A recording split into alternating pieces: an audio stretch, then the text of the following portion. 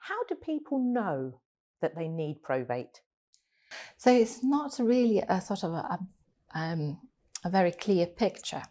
Um, let's say in the standard terms, any estate that has more than £5,000 should technically have official grant of probate issued for the estate in order to collect those funds.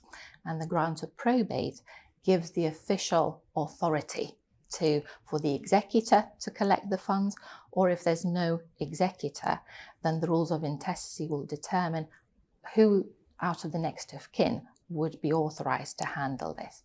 And this official grant of probate then allows that administration to proceed. So in some cases, in fact now £5,000 in this day and age, of course, is now not seen as a very large amount of money.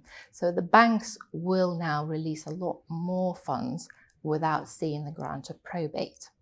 And therefore, if the estate has pretty much liquid assets and there's a bank account perhaps with £10,000 in it that the deceased have, but there's no property, but perhaps they had a life assurance policy.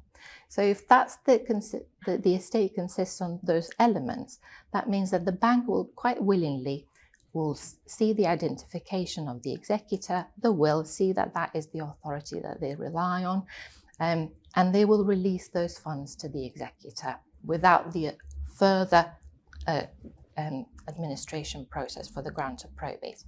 Or if it is an insurance policy that is perhaps written into a trust, then that organisation will release the funds directly to executor or to the beneficiaries of the fund straight away.